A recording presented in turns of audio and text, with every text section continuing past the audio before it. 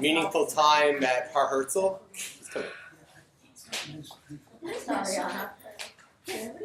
Anyways, we are really very, very honored to have with us today to help the difficult and challenging transition from Eidel to Yom Tov, from mourning to celebration, from Yom Hazikaron to Yom Haatzmaut. And this is a transition that's something that Bnei Yisrael is used to a bit, and something that's part of our history and part of our DNA as a nation. You know, we go from Churban Beit Hamikdash to days later Yeshayahu speaking about Binyan Beit Hamikdash and Yemot HaMashiach on the ashes of the Churban on Har Habayit. We go from Tisha B'Av to Tu B'Av. We go from the Holocaust to Yom Haatzmaut, to the independence of the Jewish nation in Eretz Yisrael. And therefore, the idea of the transition from Yom Hazikaron, the memorial for the 23,169 brothers and sisters who died on Kiddush Hashem, sacrificing themselves for the Jewish people, for Medinat Yisrael, that transition to the Simcha, the celebration of our independence and our homeland here, is really part of the experience, the Jewish experience throughout history. And there's no greater person who could help us make that transition than Rabbi Gold. Rabbi Dr. Gold, I have a special family connection because we're from Toronto. I know Mr. Daniel Rosenfield also, we hail from B'nai Torah. This is the Rabbi Raphael Marcus Beit Midrash, who was the Rav of B'nai Torah before Rabbi Marcus. Rabbi Gold was the Maradasra, the Rav of the Shul B'nai Torah in Toronto, where my parents first started in Toronto. They still feel very, very close to Rabbi Gold, and they speak very fondly from so many years ago of his fiery speeches and shiurim.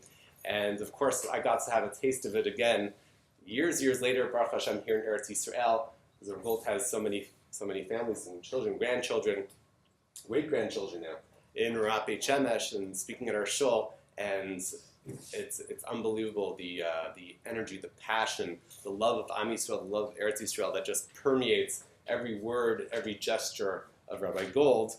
Rabbi Gold is renowned both here and in America. Besides, after Canada, I think the Rav went to West Hempstead, where he was the Rav of the Kehillah there for many, many years. And slowly after that, coming to Eretz Yisrael, and being a Rav of the Kehillah there in Har Nof, as well as the head of the Israel Center in Yerushalayim. And of course, that little minor introduction really doesn't do it justice. But I don't want to take away from the time that Rav Gold is going to be speaking, as every word is gold. No pun intended. Without further ado, Rav Gold Shlita.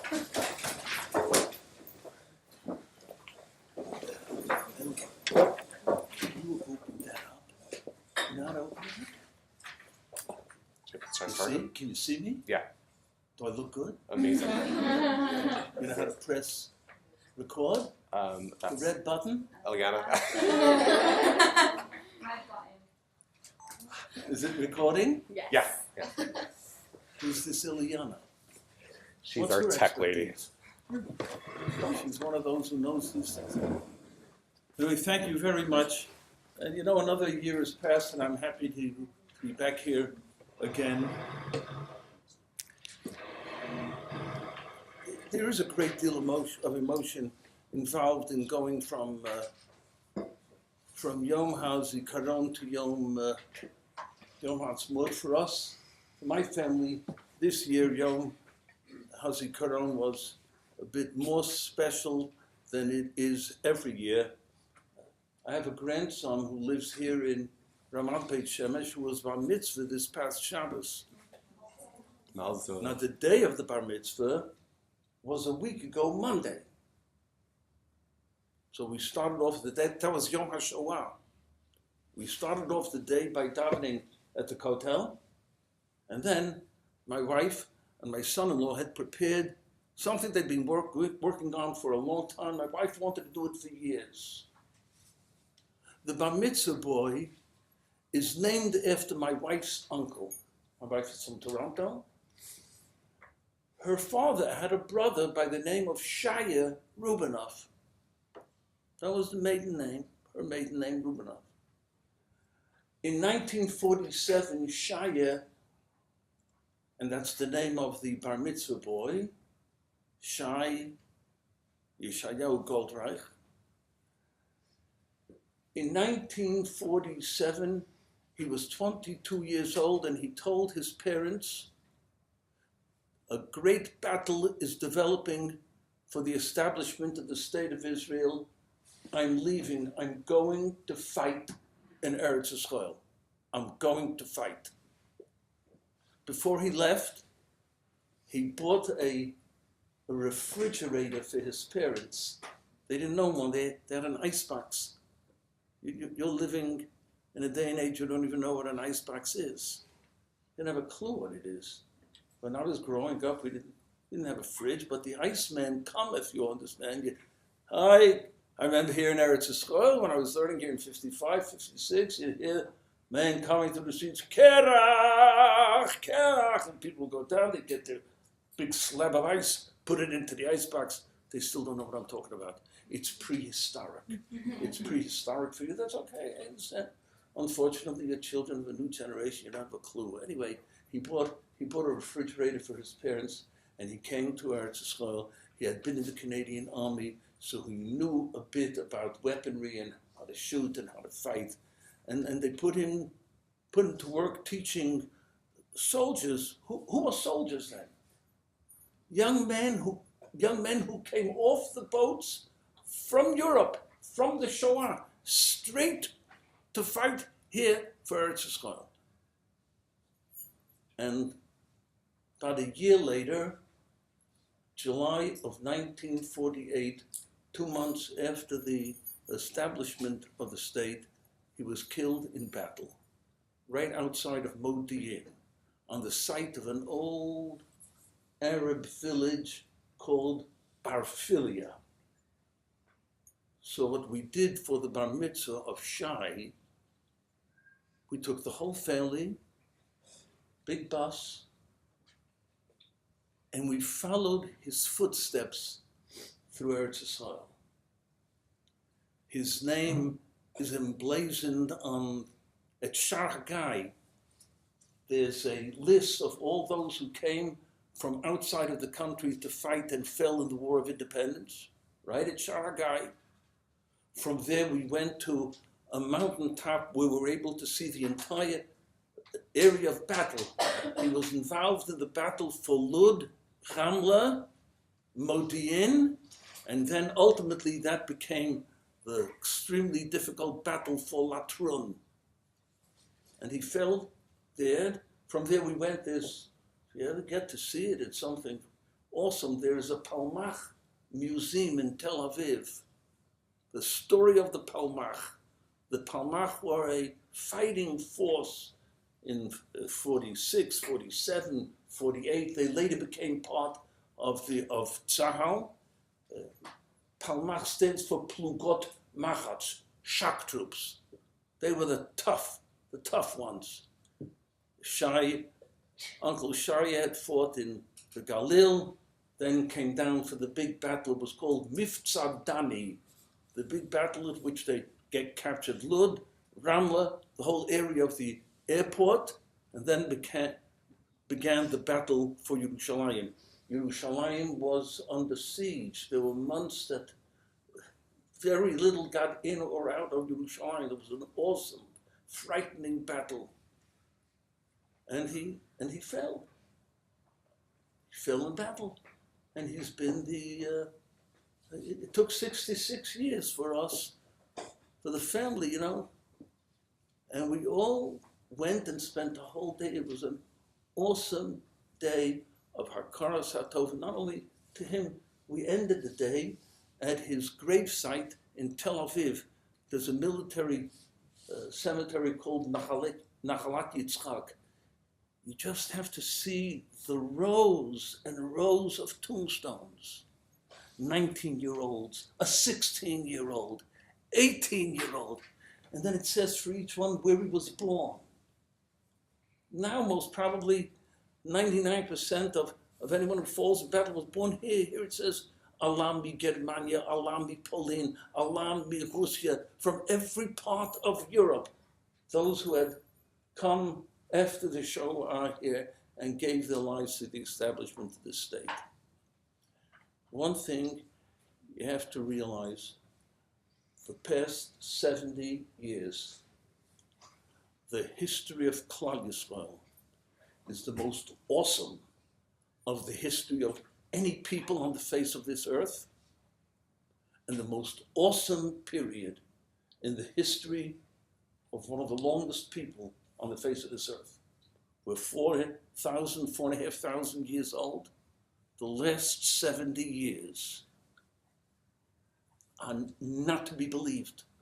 It's a mitzvah gedolah. The Sharei Tshuva Rabbeinu Yonah says, it's a mitzvah lehitbonein b'chazdei Hashem. It's a mitzvah to think about and ponder and understand the kindness and the greatness of God.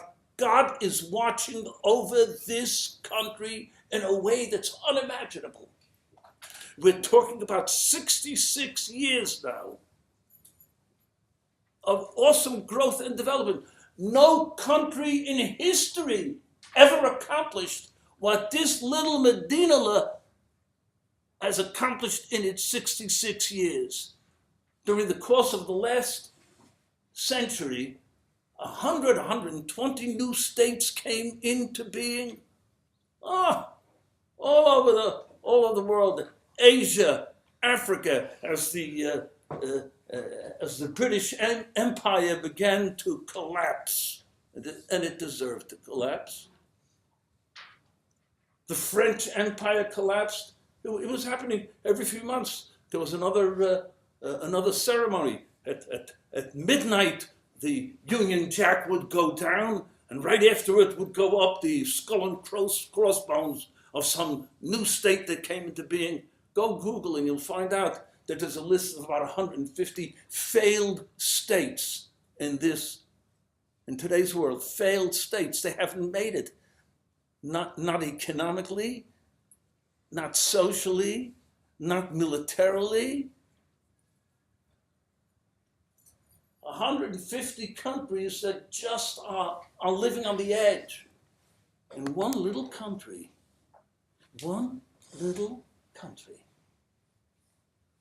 all the odds were against it.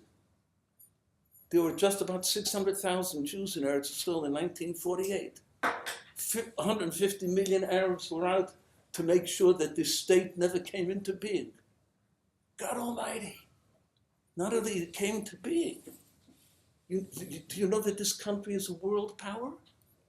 Never happened in all of history. You know what the most powerful air forces in the world are? United States, Russia, China, Israel. China, America, Russia, and little Eretz Yisrael, fourth in the world. And I'm not so sure how long they're going to remain fourth. And this is not only Jewish genius, it's a Rabbi Shalom who watches over this state day and night. It's unbelievable. Every so often you hear some wise guy saying, well, what did we need a Medina for? Who needed a Medina?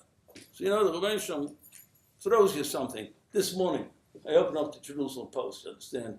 I get my Musar from the Jerusalem Post. My Yiddishkeit I get from Jerusalem Post. There on the front page of the Jerusalem Post, the 30,000 strong Jewish community of Odessa is considering evacuation. They have to get out. Where are they going to be evacuated to? Who's going to take them in? Where are they going to go? For 2,000 years, there was no place for Jews to go. The Odessa Jewish community knows at any moment in time that they want, they will be welcomed here with open arms. We'll step aside and make place for them. And if they need an Air Force to bring them here, we have the Air Force to bring them here. When did this ever happen in Jewish history? When did it ever happen?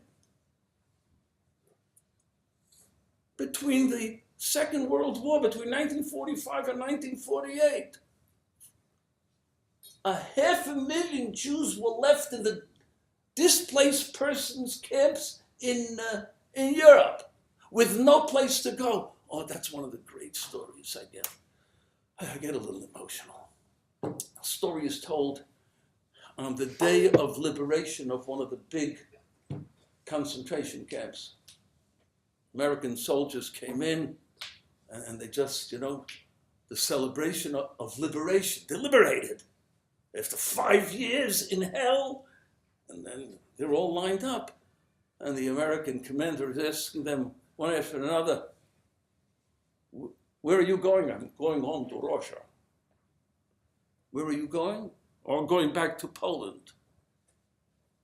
There was a Jew there who said that the worst day in his life was the day of liberation. Because while everybody had a place to go, when they asked him, and where are you going? He didn't have an answer. Where's he going to go? He couldn't go home. There was no home anymore. It was all destroyed. The only ones who had no place where to go. The only people on earth who had no place to go. So you know what Jews did? One of the greatest movements of population in history, Jews started walking across Europe. They walked across the Alps, 500,000 strong, just to get to the Mediterranean, and maybe they'll get onto some unseaworthy boat that would then have to make its way through His Majesty's fleet in order to get to Eretz Yisrael. Some did, some didn't. Do you understand what's taking place in the world? On the 5th of Iyar, 1948, every Jew in the world, in one single instant of time, has a home. We never had it. We were battered from pillar to post throughout the whole world for 2,000 years. There's a home. There's a place where to go. A place where Jews are going to be received with open arms. When Israel took in close to 1 million Russian Jews, the world thought they were crazy. As the Russian Empire, the Soviet Union, began to collapse in 1989, 1990, 1991. In those few years, 1 million Jews came here. That was something to the equivalent of the United States taking in 50 million people in a year or two. If the United States would have to take in 50 million people in that amount of time, all systems in the United States would collapse completely. The social systems, whatever it is, housing, everything would fall apart. And we took them in, and we found a place for them. And we'll do it for Jews any place around the world.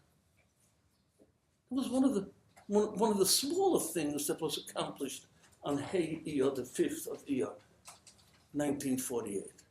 I remember that day. I'll never forget that day. I'll never forget that day. All right, I'll tell you the truth. It was 2 weeks before my bar mitzvah. And I remember it. Okay, you can figure out the math and know exactly in 2-3 weeks, in Yitz Hashem, I'm going to have a birthday. I'm going to be 79. Hodul Hashem Ki Tov K'dei Olam Chasdei. It was 2 weeks before my bar mitzvah. I lived in Williamsburg. I grew up in Williamsburg. Brooklyn. I'm a Brooklyn boy. Okay? And we davened at 206 Wilson Street. That was Yeshiva Torah V'Da'at. I remember coming in for Mincha, May 14th, 1948. Okay? We knew everything that was happening. We knew that there's going to be something was happening that day because that's the day on which the British mandate would come to an end. And I remember with davening Mincha, during Chazoras Hashatz, somebody came running into shul. President Truman recognized the state of Israel. You have no idea. You had to see 500 people stood up like giants. America's recognition of the state of Israel that was now under attack from 7 countries. They wanted to make sure that the birth of this country was going to be stillborn, but it didn't happen. It didn't happen. This stillborn child is one of the world powers today. Power. We'll talk about that yet. There's always something that's overlooked by so many people. It's overlooked. I got some letter recently from some very, very religious fellow who tells me that he cannot accept the state of Israel. He simply does not recognize the secular state. Okay, big deal. Yeah. So I've told these guys already, the PLO recognized the state of Israel before you did. Okay, and we're not waiting around till you recognize it either. Doesn't make any difference. You can wait another 100 years and it'll make no difference to us. And it says, but the whole thing was born in sin. You know what they lose sight of? The awesome Kiddush Hashem. Forgive me if I use the word awesome. I'm looking for a better word. But there is no better word that I know of. It was born as a Kiddush Hashem. I had mentioned earlier that as all these new countries, all of the world came into being, everything happened at the stroke of midnight. The Union Jack going down, the skull and crossbones going up. And then, of course, by morning, there's civil war. And they're killing each other for 10 years. There are many countries in Africa, they're still killing themselves. 50, 60, 70, 80 years after they came into being. The British were going to leave Friday night at midnight. I think it was Sir Arthur Cunningham, who was the High Commissioner for Palestine. He left by speedboat to some big Verschlugene British destroyer out there at midnight. Wait, you know what they did over here in this country? Something no other country in the world did. They announced the establishment of the state some 8 hours earlier, at 4 o'clock in the afternoon. Do you know why they did it at 4 o'clock in the afternoon? Because it was Friday. And they wanted that everybody who was part of the ceremony would get home in time for Shabbos. The state was born in an act of defiance of the world, so there shouldn't be Chil Shabbos in the announcement of the state of Israel. Born in a great burst of Kiddush Hashem. And it has been precisely that. We have problems. Everybody has problems. Life is problems. Life is all about resolving problems. But this is the most successful state on the face of this earth, of people who hadn't waged war for 2,000 years, created a fighting force of such might and such strength, and an economy, the economy of this country. It's unbelievable. I regret the fact that I had money in dollars, not much, a little bit. Should have had them in shkalim. The shekel is one of the best currencies in the world today. Yeah. But everything here is miraculous in so many unbelievable ways. So I'll tell you here, okay, Odessa. What's happening with the Jews of Odessa? Let me tell you a little story of a video my wife showed me 2 weeks ago that blew my mind away. A video, you want to hear a story of a video? It's 8 minutes. The whole video is 8 minutes. They were interviewing a fellow by the name of Dr. Guy Bachor. And my wife said, you gotta watch this. My wife tells me I have to watch it. I know it's good for me. I have to watch it. And I'm watching it, and I'm watching it. I can't believe what I'm hearing. I can't believe it. What's the man talking about? He's talking about something called demography. And he says the following. Europe is collapsing demographically. Teach you a few nice Hebrew words. One of the words that they kept using was kirisa muchletet, collapsing. France, the birth rate is at 1.1, 1.2, or 1.3. France, Germany, Belgium, Holland. In order to replace yourself, you have to have at least 2.2 children per family. They are simply collapsing demographically. The Middle East,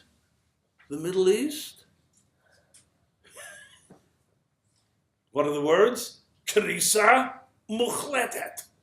Birth rate has just fallen so rapidly. It's unbelievable.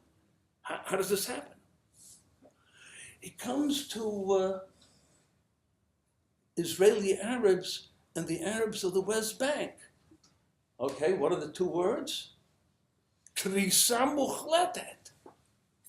They used to have, 11 children per family. They're down to about 2.3.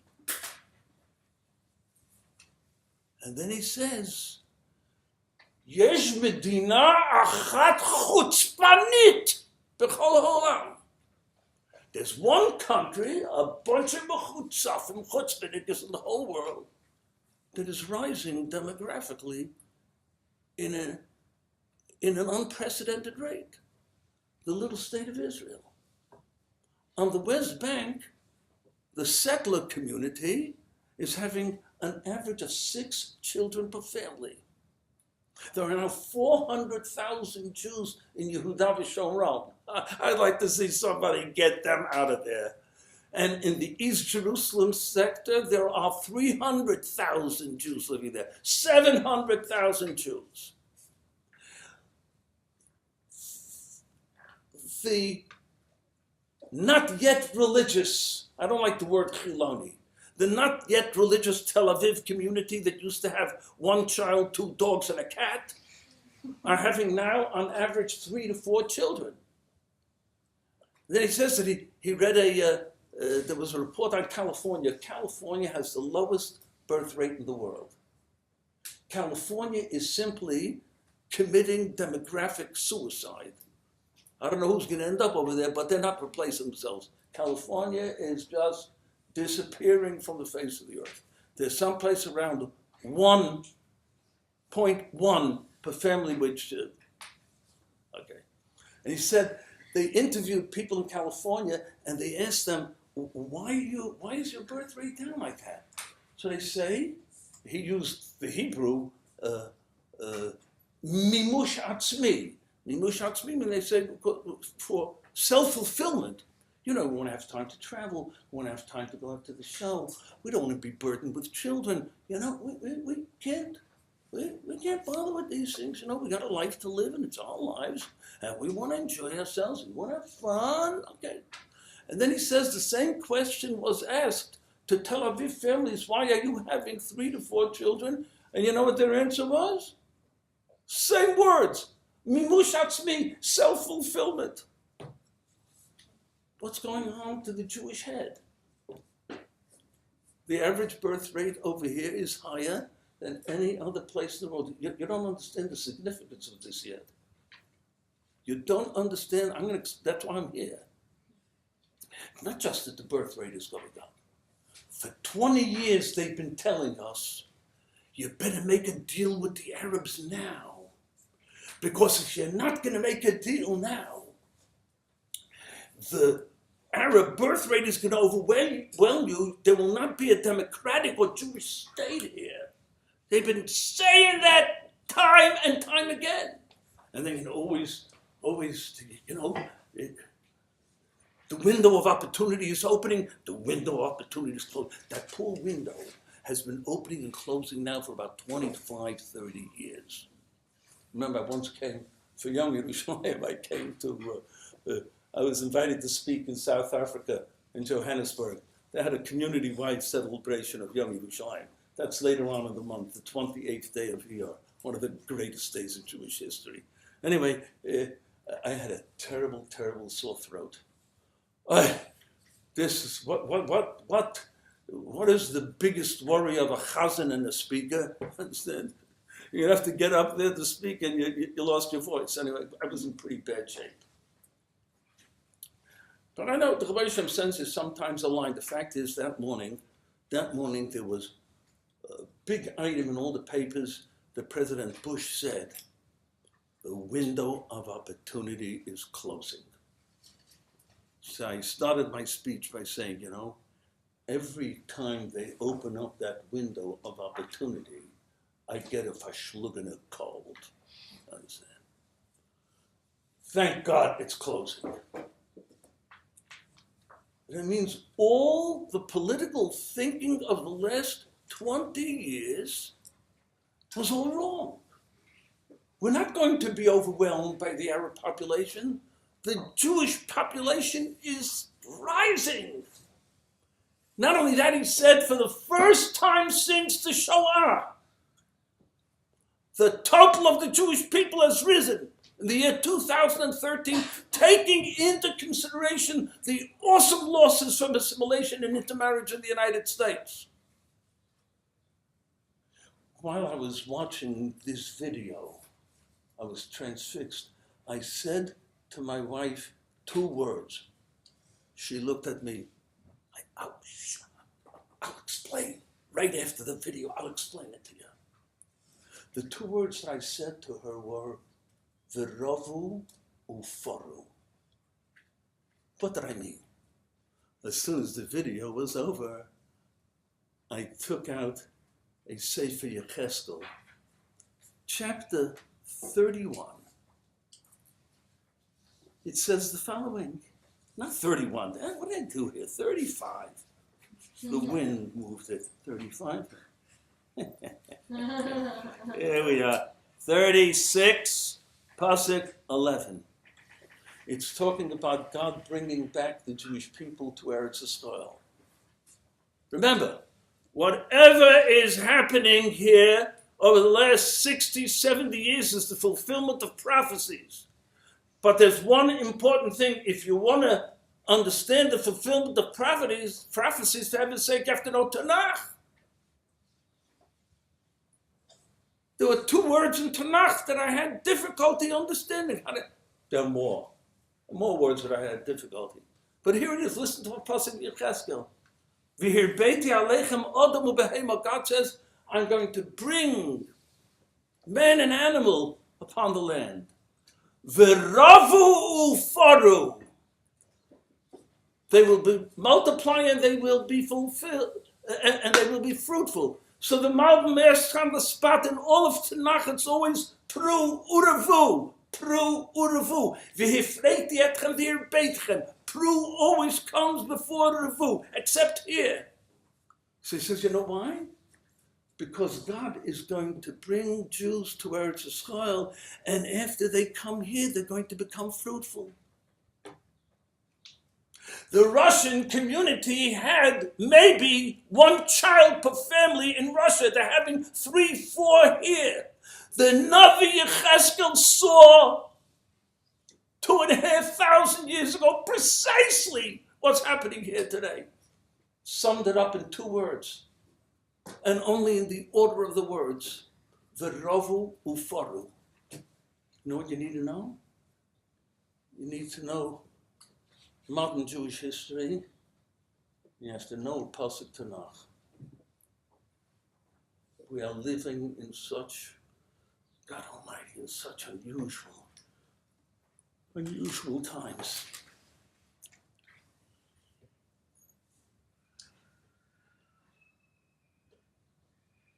Google Israel agriculture. Got those two words? Israel agriculture. One of the first things that will come up will be Wikipedia. Print it out. It's too small to read it on the screen. So I can't read on the screen. Print it out. It comes out to 2.5 pages. But before you start reading those 2.5 pages, you know what you have to do? You have to have your seatbelts on. Because here you're going to find out the story of another, I'm going to say it again, an awesome prophecy. That Eretz Yisrael is going to be fruitful. They talk about Israel, agriculture. 5, 6 times at least. They use the term a global player, a world power. There are only 22,000 acres of land in this country that can produce food. And we've become one of the great producers of, it's a little country. This has all happened in the last less than 60 years. I learned here in Yeshiva in 1955 and 1956. We lived on tomatoes, cucumbers, and avatiach, watermelon. And I got sick from the watermelon. But it must have been my fault. Maybe I didn't appreciate them enough because Paris Eretz Yisrael can't make you sick. All right. Anyway, here it is. I come to Panovich. I'm learning in Panovich. This is a real story. I just tell you straight, real stories. I'm learning in Panovich. It's the end of the first week, and one of the senior students in the yeshiva comes over to me at lunchtime, and I can see that this man is serious. He is very serious. He has something important to discuss with me. And he has a younger fellow, sort of his shamus, who's with him. He says to me, let's sit down. Lama Shevet. Atar Medikai. Yeah, guilty as charged. Yes, I am an American. Okay, he says. Ata lo yodea eich lechol agvaniya. You don't know how to eat a tomato. Right, I was ready, of course, to burst out laughing straight in his face, but a new fella here, this is one of the elder Bachram, I better behave myself, be nice, And his sidekick, his shamus, puts out a plate with a tomato on it. Elder Bacha, from somewhere, I don't know, must be somebody, scalpel in his hand, and he proceeds to make a surgical cut in the tomato straight through the middle. And you know what I'm looking at? What am I looking at? 2 halves of a tomato. Well, hey, come here, take a look. And he starts describing the inside of the tomato to me. These are the veins. These are the nerves. These are the bones. And that's the basar, the meat of the tomato. I thought that the man is describing to me a steak at Kosher Delight, or at least at Papagaya. No, he was describing a tomato. By the way, we lived on tomatoes. That's all that was growing. There were tomatoes and there were cucumbers. This is 1955. There was still rationing of food going on in the country. They were rationing food. There were a few ounces of meat per week. I think 2 eggs. And we lived and we thrived and we survived. But this fellow wanted to make sure that I know what a tomato is. Fast forward 50 years later. You don't have the experience I have. You should have it. I walk into a fruit and vegetable store in Har Herzl, and I take a look at the vast array, the variety of fruits and vegetables. God, the colors, the bright, the brilliance. I'm overwhelmed. But it's all the words of Yechezkel. V'atem Har Yisrael. This is my favorite pasuk. The Navi says in the name of God, God is telling Har Yisrael, the mountains of Israel, Ampechem titenu, give out your branches. Fer yechem tisu, carry your fruit. La'ami Yisrael, from my people Israel, ki kervu lavo, because the time of their arrival is coming close. Do you know what the Rabbi Shalom told the tomatoes 1900 years ago? You're going into hibernation until I tell you to start growing.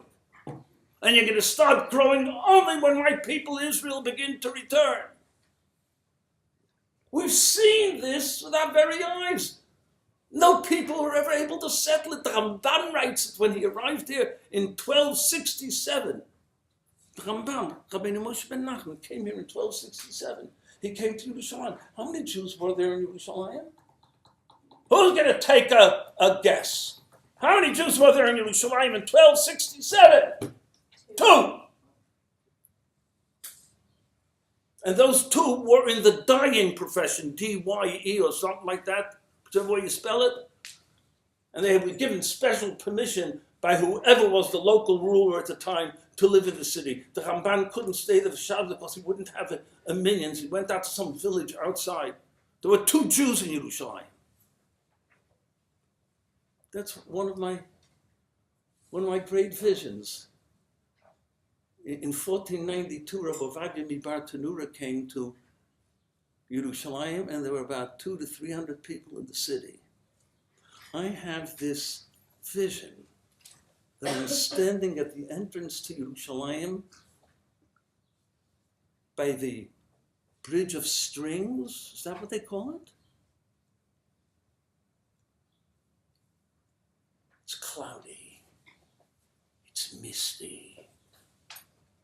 And out of the mist, mysterious figures start coming toward me. First one, Shalom Aleichem. My name is Gold. What's your name? Moshe ben Nachman. Ramban. I shudder. The next one comes walking over. Rabbi Yudah Chosid. Rabbi Vladimir Bar Tanura. Gdolei Olam. Finally, the last one, Rabbi Akiva. And we're standing there at the end of Yerushalayim, and they ask me, what's going on over here? Where are we? I tell them, you're in Yerushalayim, you're at Kodesh. Come on, be afraid. Rabbi Akiva asked me, where's the garrison of the 10th Roman Legion? Where are they? Tell Rabbi Akiva, there ain't no Roman Legion here anymore. The Ramban asked me, where are the Mamelukes? Where are the Tatars? Where are they all? So Rabbi Yudah Chosid asked me, so what is going on over here? So I told him, you know what? You're in a Yiddish Medina. A Yiddish Medina? They can't believe it. They can't believe it. Then, of course, I tell them my favorite poem. Egypt enslaved thee, Babylon crushed thee, Rome led thee captive, homeless thy head. Where are those nations, mighty and fearsome? Thou hast survived them. They are all dead. Nations keep coming, nations keep going, passing like shadows, wiped off the earth. Thou, an eternal witness, remainest, bearing a message, God is but one. That's just a few stanzas of a poem called God's Greatest Riddle. At my elementary school graduation, Torah B'Dams, we had a declamation contest. So, I don't even know how to translate it into, they'd have a few outstanding and exceptional, awesome students who would read poetry. So I read Israel, My People. What a moving thing, what a moving. And then my biggest competition was a fellow in my class who read Casey at the Bat. I won. Okay. we're part of an unbelievable history. An unbelievable history. What Rabbi Akiva and all the Gedolei Olam, 1900 years were not zocher to, we are. And the most unthinkable thing of all is if, God forbid, we're unable to comprehend or appreciate the extent of the outpouring of God's kindness to us. I remember hearing my Rebbe, he had been my Rebbe many, many years earlier, but I happened to be in Toronto. It was a Shabbos that Rabbi Avram HaKohen Pam, Zecher Tzadik Levracha, was a Shir of Torah Das, really the giant of American Jewry, died a number of years ago. And I heard him, he gave a shir. And the shir was really a rule in Jewish history. He elaborated, explained it very well. The law in Jewish history is that following every period of extreme suffering, God conducts himself toward his people as a father would to a son who suffered. After the suffering, the father embraces the child, pours out his love, consoles him. And Rav Pam pointed out 4 periods in Jewish history where that happened, to the point that it could have been the time of Mashiach. In the days of Chizkiyahu, king of Yehuda, 80% of Klal Yisrael had been taken into exile by Sancherev. Sancherev now was surrounding the city of Yerushalayim. Yerushalayim was about to fall, and that would be the end. All over. In the middle of the night, the angel of death swoops down and destroys the forces of Sancherev. It could have been the period of Mashiach. Something went wrong. The period of Bar Kochva and Rabbi Akiva. The period of the Chachmei Tzvat after the expulsion of Jews from Spain. I just have to throw this in. I read it this morning. Spain and Portugal are sending out all sorts of feelers to Jews whose background were from Spain and Portugal. They want them to come back. 500 years ago, they burned them at the stake. Threw them out. Hundreds of thousands died. And of course, what happened in the aftermath of the 1492 expulsion of the Jews from Spain? You know what Spain became? Not even so much rain on the plains. It became a nothing country. Portugal became less of a nothing. It took them 500 years to realize how they had destroyed themselves, shot themselves in both legs by throwing the Jews out. But we suffered terribly. And now I'm reading there all sorts of plans that they have. It's like, you know, if you come back, you'll get this, you'll get that, you'll get here, you'll get here. They're just desperate to have Jews come back.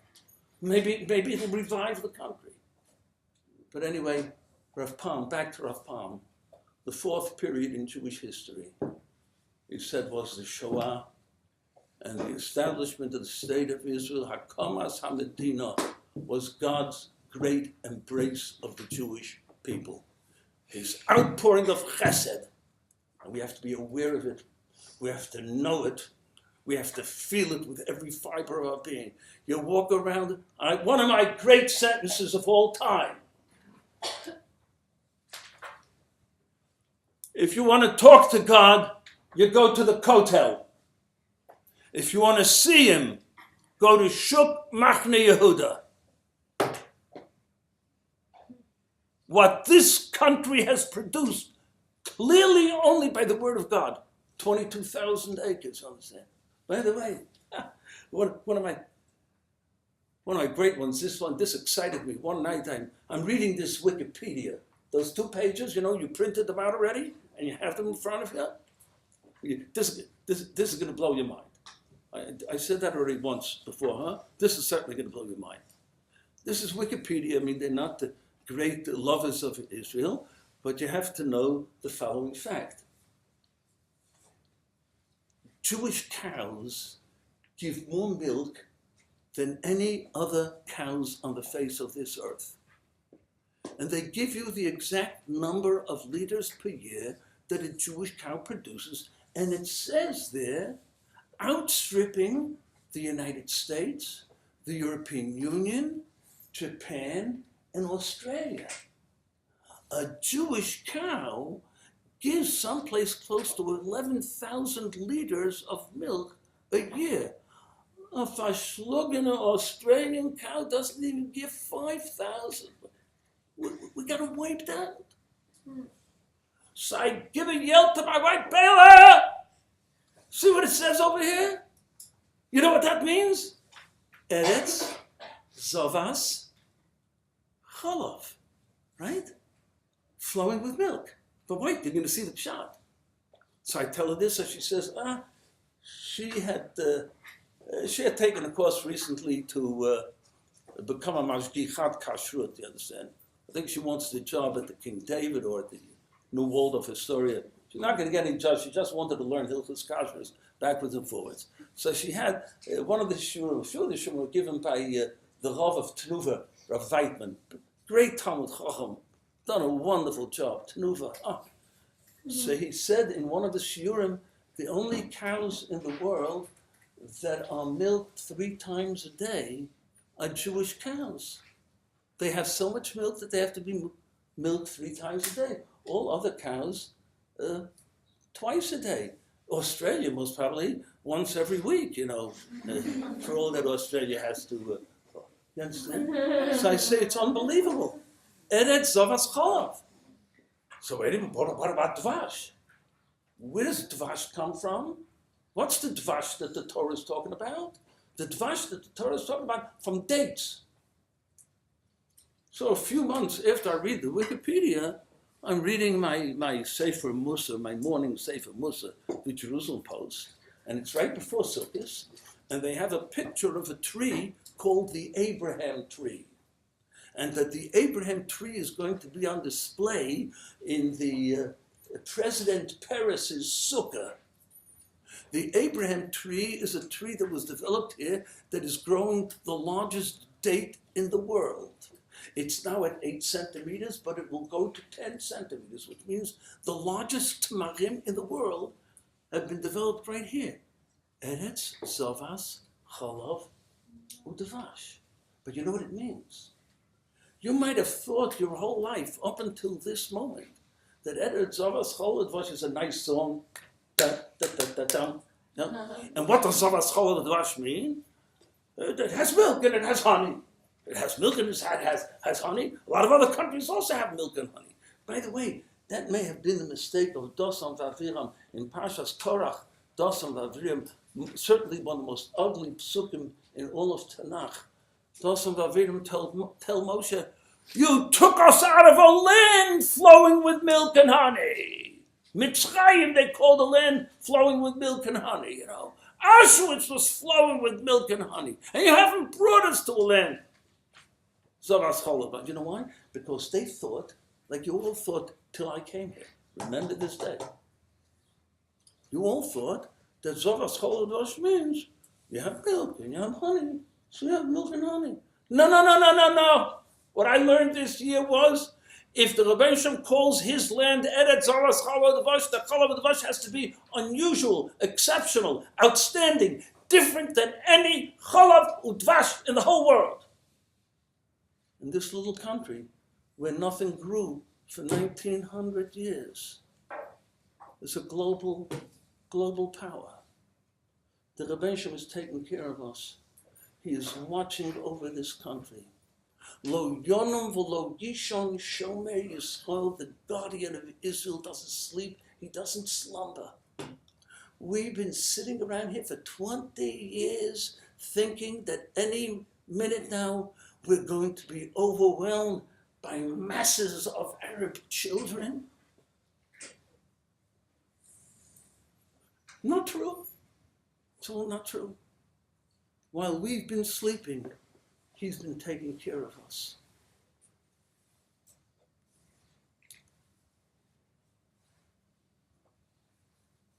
It's extremely important to be tuned in to Jewish history, to know the history of the last 70 years. I hold as a mitzvah gedola of the highest order. And to learn Yeshayahu, Yirmiyahu, Yecheskel, Trei Osar, so that you can see, you can see it with your own eyes, that it's all being fulfilled here.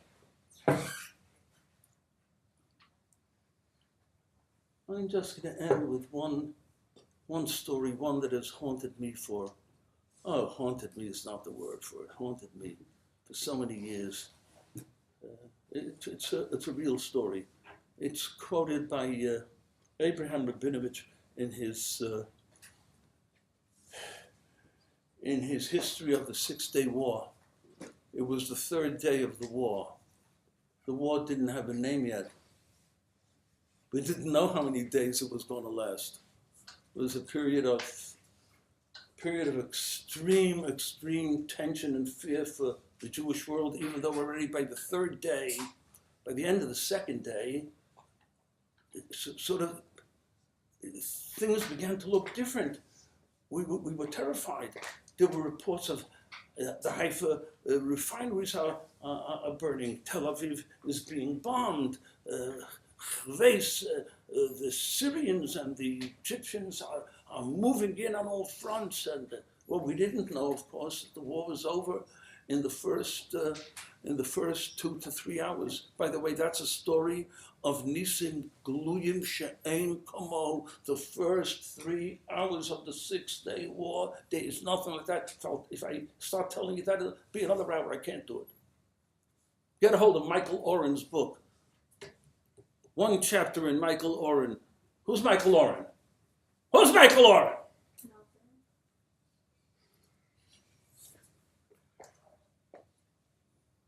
They know Shalom Gold and they don't know Michael Oren. He was Israel's ambassador to the United States until a few months ago. He wrote the definitive history of the Six-Day War. 6 days of war, you got to read it, especially the chapter on the first 3 hours. But that's not the story. On the third day of the war, Israeli paratroopers in the early morning break into the old city of Jerusalem. It's unbelievable. It was a crystal clear day. History. 86 different times Jerusalem had been invaded. And now it was not a foreign invader, but Jerusalem's children returning home. Israeli paratroopers come, they're making their way through the little alleyways. That whole area in front of the hotel didn't exist. It was all streets and little alleyways and little Gesala streets. Yeah. And Israeli troops, the paratroopers, they're 19, 20 years old. They can't even find their way to the hotel because for 19 years, Jews were not permitted to go to the hotel. We couldn't get in. Remember what I learned here then in 55 and 56, they took you up on a roof and they said, if you look there in that direction and then imagine down there, that's where the hotel is. That's what we saw. We didn't know anything else. Anyway, they're racing quickly through the streets and they see in an alleyway, there's a young man standing there. He looks frightened. He's terrified. He's white like a sheet. They walk over to him and they tell him, "We're not going to hurt you. Just tell us where's the hotel and Har Herzl?" And he points the way for them. And he's standing there in the alleyway and he's watching as Israeli troops, paratroopers, are moving in from all sides.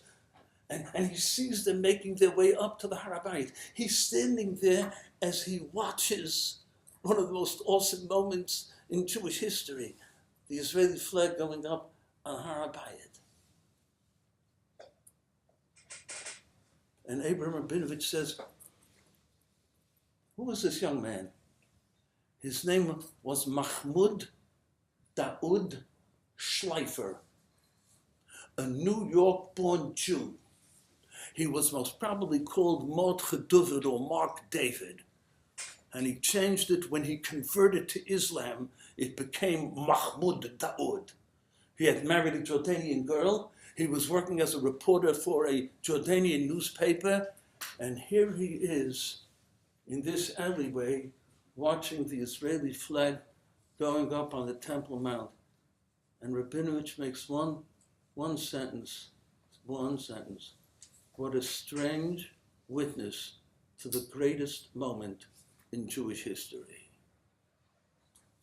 Mahmoud Daoud Schleifer has no way of appreciating, comprehending, understanding, and internalizing the awesomeness of this moment. He has no past. He has no future. He's cut off from Yiddishkeit. He don't get it. There's no way for him to get it. Why has the story haunted me? I'll tell you why it's haunted me. Because unfortunately, I've met a lot of fine religious people who don't get it either. They don't, the Medina, the Tziyonim, Chilul Shabbos. I see Shmir Shabbos, they see Chilul Shabbos. I see Kiddush Hashem, they see Chilul Hashem. Oh, what was it, my big fight? Yeah, this morning. I'm finishing on this is it. I've had it. The battleground on my block, on Rehov Agassi, the battleground is the Makolet. When I get to the Makolet, and there are others who get to the Makolet, it's like, I don't know if they still have those old-time movies where the sheriff and the desperado are walking toward each other, getting ready with their shooting irons to have it out on the street. Meanwhile, you see everybody's getting out of the way. Mm-hmm. When I come to the Makolet, and there are certain other people who come to the Makolet, people start hiding behind the bottles of pop, behind the cornflakes, because something's going to explode. All right. It's very exciting, very exciting. So anyway, this morning, I meet one of my good friends. I tell him, did you read the Jerusalem Post this morning? So I told him, Jews of Odessa are considering being evacuated to Eretz Yisrael. Do you know? Chesed Gadol, the Rebbeinu gave us a land. Every Jew can come here.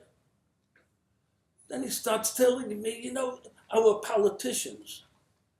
I stopped him. I said, for heaven's sake, I'm talking Rabbi Shalom, and you're talking politicians? You can't see the Chesed Hashem. What's your problem, for heaven's sake? Cut it out already. He looked at me. You're right. You're right. There are people who are professionals at looking for the unsavory. And David HaMelech said it better than anybody else. Ure'ei betuv Yerushalayim kol yemei chayecha.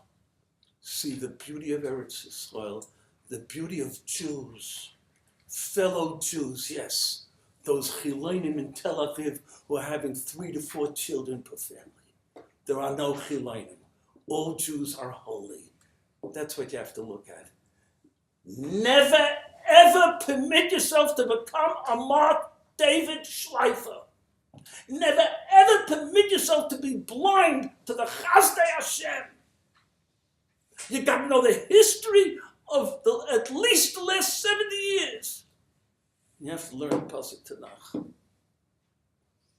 Tomorrow morning, Yom Hashem, I'm going to say Hallel with a bracha, and I'm going to say it with great joy. And I'm going to say Zeh Hayom Osa Hashem Nogilo V'Nismechavo. And you know what I'm going to say right after that? We still have our problems. There are powers out there in the world that want to destroy us. I'm going to cry out, Ono Hashem Hoshiana.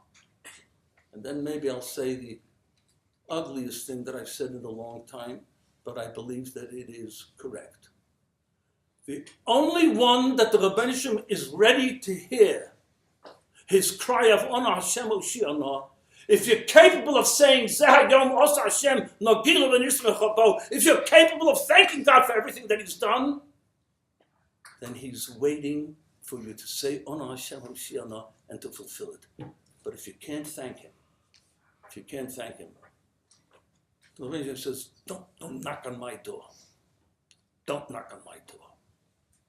Don't ever let yourself be blinded. Don't ever let yourself lose sight of the fact that this great undertaking is all the Rebbeinu Shalom. And we are the beneficiaries. And this country is going to go from strength to strength.